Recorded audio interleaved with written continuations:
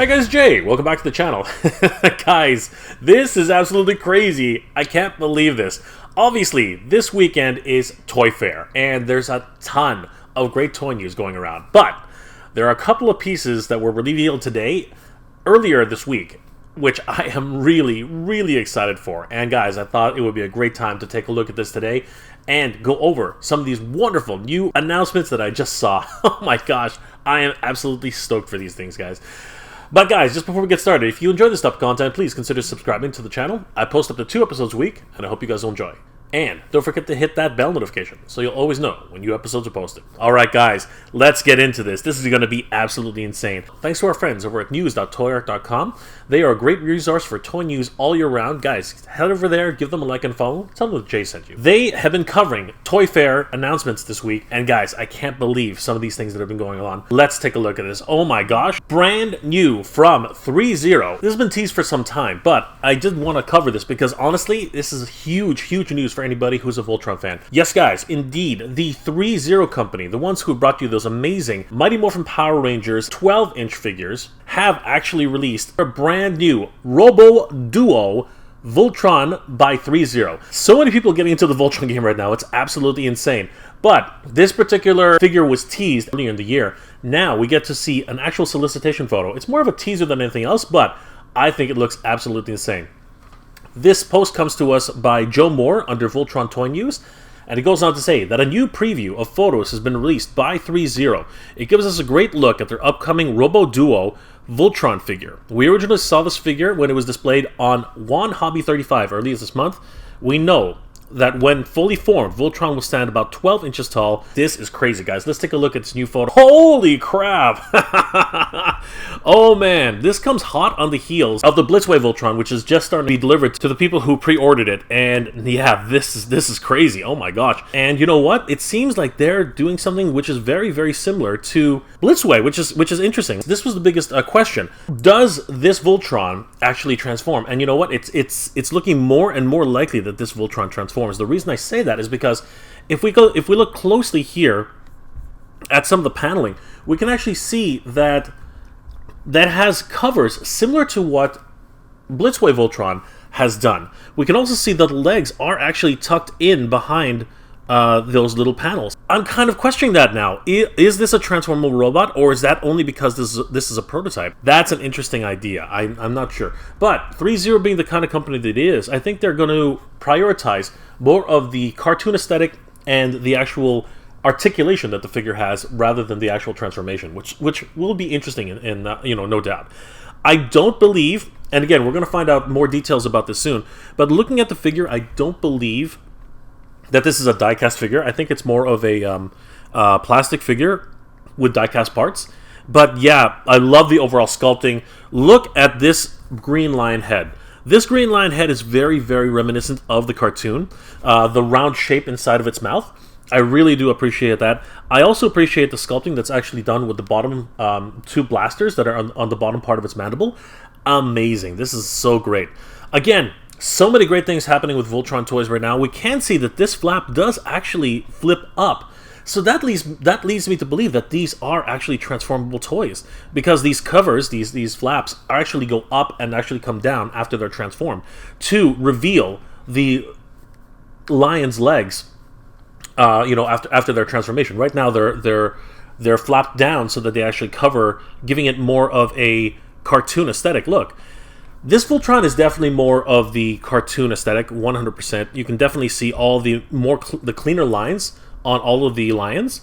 The slender body of the black lion as well really does harken to that actual full robot design. I'm loving the way this looks. This is absolutely incredible. He has a full ab crunch, just like the Blitzway version, which is amazing. There's that, fully black colored belt. I do love that design. Again, very much harkening to the cartoon. This is amazing. We do see some, visible screw points.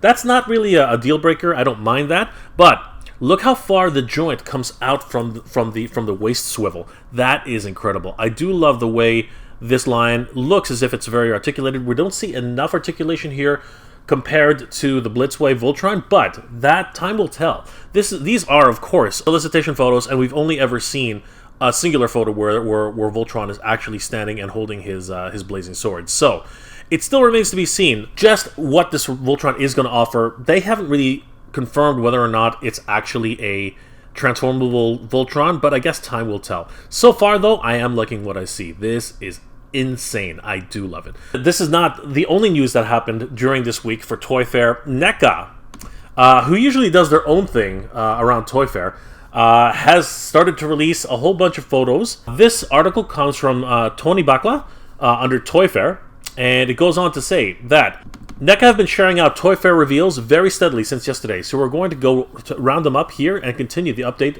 post with news as they drop. All right, guys, let's dive in and see. As revealed by Toji's, this is what I was really waiting for. Oh my gosh, more Gargoyle news. I can't believe it, guys. This is insane. Finally, we get to see the rest of the team. This is absolutely insane. Let's take a look at these guys in their glory. Oh my gosh, there's Hudson. Oh my gosh, he looks crazy. Wow, that is insane. Honestly, these are just reveal pictures. It's so early on, but still, the sculpting, the look of the Gargoyles themselves, they look so great. They have this animated look, but at the same time, they have this more realistic look at the same time. Honestly, I think it's still leaning a little bit more towards realistic, but honestly, it's that wonderful that tiny little place where you sort of feel like this is coming out of Disney, and then there's a little place where it's like, wow, these things look almost real. This is beautiful. I love the patterning on the wings. They literally look like leather. It's gorgeous. I love the look that Hudson has here. Very, very menacing, but at the same time, sort of, kind of friendly, almost like he could be your friend, or he could literally eat you to death. He looks amazing. Oh my gosh. I love the muscle striations here. They look great. Oh my gosh, this is absolutely insane. Let's just take a slightly closer look at him. Now again, these are early sculpts, but man, they look so good. I love the paint. Seriously, he's got that sort of like cyanish look, but obviously more leaning towards gray. But the green on his wings just complements the overall color scheme so well.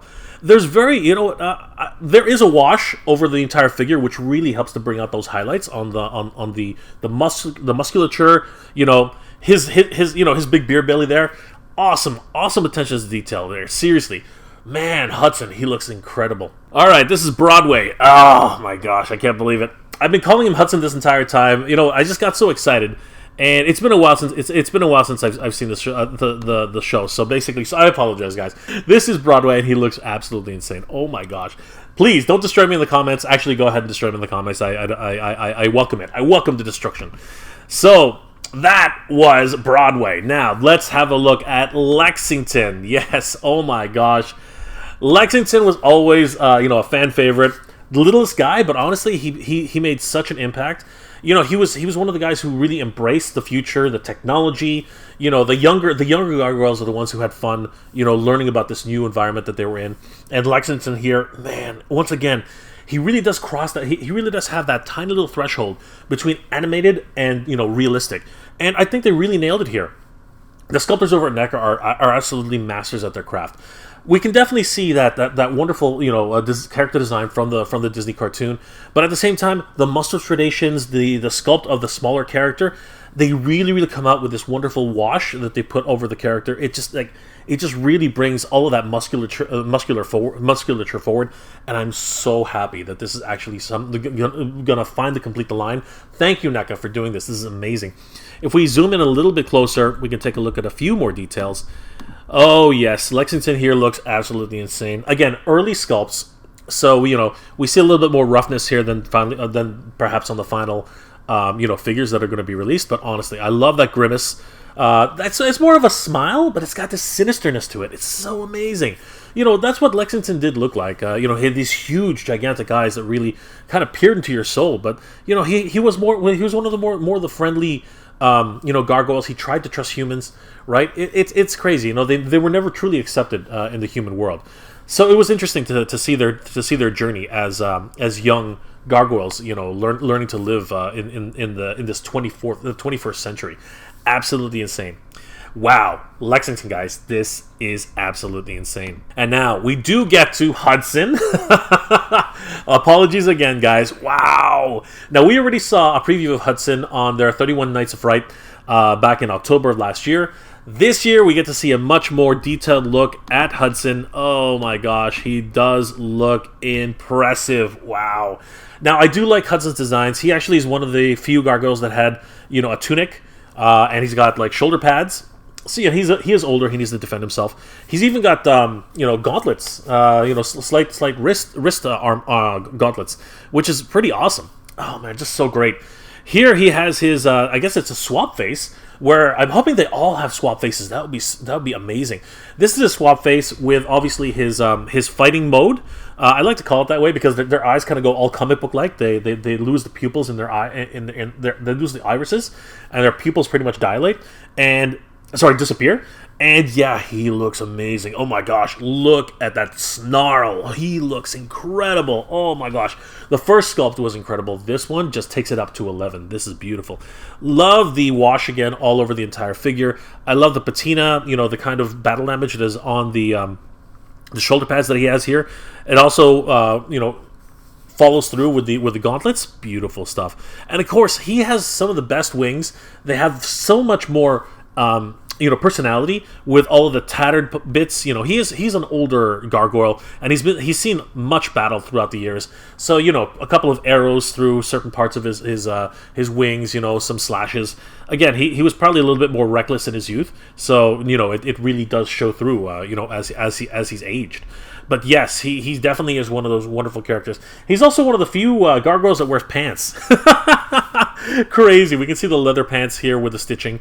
Again, out of all of them, it seems like he's the one who may have lived with humans the longest, and has had to tolerate them to that level. So yeah, oh my gosh, Hudson, what an amazing character, just beautiful. I can't believe that we get to see him now. Here's another shot of Hudson again, with his more stoic look. He definitely had that furrowed brow, just like he did in the show. But he's a little bit more of a wiser, more calm gargoyle. He definitely has that wonderful look from the series.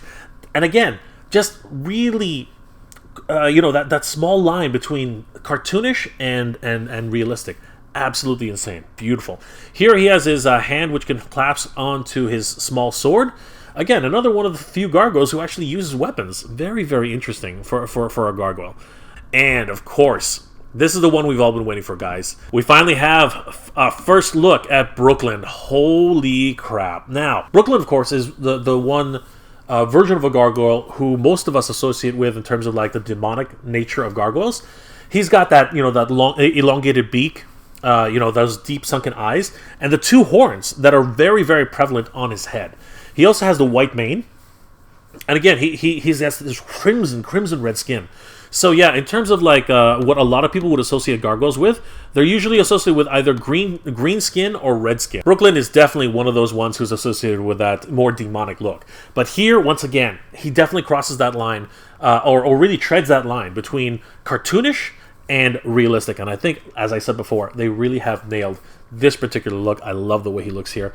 His leathery wings, it doesn't look like they have too many partitions, though. That's interesting. He seems to only have one long set of leathery wings, while the other figures seem to have, like, small long protrusions of bones. Brooklyn's wings just seem to be one long singular wingspan, which is very, very interesting. Awesome. Love the sculpt here. Again, this is an early sculpt from Neca. We can actually see that certain parts of the paint have actually started to flake off on his fingertips here. But yes, he definitely looks amazing. I love the way they've captured his overall look. Again, his musculature. Oh man. Oh, he looks dry. He looks like he's about to go up on stage, World's Strongest Man competition. This is crazy. He definitely does have that superhero physique. Oh my gosh, he looks amazing. Oh jeez, seriously, he looks so dry. He looks like he has no water in him at all. Beautiful sculpt. Love what NECA's done with these guys. Congratulations, NECA. This is incredible. Can't wait to get our hands on all of these gargoyles. Bravo, NECA. Bravo. Now, a few more things for the Teenage Mutant Ninja Turtles, which is amazing. They do have the Teenage Mutant Ninja Turtles 2 accessories pack. Now this is a bit of a hit and miss for me. I'm not gonna lie. I did love the Teenage Mutant Ninja Turtles 2. Don't get me wrong. It's such a wonderful memory in my childhood. But honestly, there was something about those animatronic heads that they changed a little bit more of their personality, and I wasn't 100% on board. Michelangelo looks amazing here. Raphael, again, he looks very, very similar to the way he did in the movie.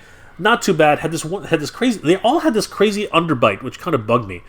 And honestly, Donatello was the worst one. He looked like this smiling idiot on screen. I just could not get into him. And he had this really goofy smile, and his eyes. Honestly, it didn't do it for me. It just did not do it for me for the second movie.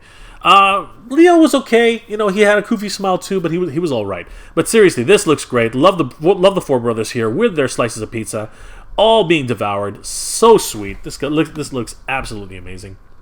We see here Donatello on the computer, typing away. He looks great. All the four brothers surrounding him. So much fun. And here we have Donnie grabbing a telephone in hand. They have a whole bunch of potato chips ready to party. This is so great. This is great. This is freaking awesome. Guys, this is what comes with the entire accessories pack. We do have additional swapped heads. Obviously, there's Leonardo's swapped head, Michelangelo's, that freaking goofy smile of Donatello's. Come on, guys. We have Raphael there, and with a taped mouth Raphael as well. Now, I'm wondering if these are additional heads on top of the heads we just saw in the promotional shots, because Donatello's face was actually his mouth was closed. So does that mean that we get 4 additional head sculpts, 5 including Raph's head here? That's going to be crazy. We do have that telephone, that payphone that we saw earlier. Oh, that Vanilla Ice, portable keyboard, just crazy. We have another bogey hat for Raph, or any of the turtles for that matter. We have some chocolate, popcorn, a bunch of tumblers here, ripple chips, potato chips, that wonderful, so 80s computer. Oh my gosh, we can see a 5.5 floppy, a 3.5 floppy. Oh my gosh, that's crazy. We do have the TGRI broken tube, no slime though. I wonder if the slime is included. We do have Toka and Razor as they appeared as animals, the snapping turtle and the wolf. Beautiful stuff. And we of course have the satchel and all of the other accessories. Just gorgeous, guys. This has been an amazing reveal from the guys over at NECA Toy Fair. What was your favorite reveal at Toy Fair, guys? Was it the NECA action figures that were revealed? Was it any of the Voltron figures? Guys, please leave those comments in the comment section below. If you enjoyed this episode, guys, please do leave me a like. It really helps me out. If you have any comments on anime, cartoons, toys, collectibles, or anything else you'd like me to review, please leave that in the comment section below, and consider subscribing. It's helping YouTube to realize I'm doing a great job, and you guys enjoy my work. Well, guys, as always, thank you very much for watching. Geek proud.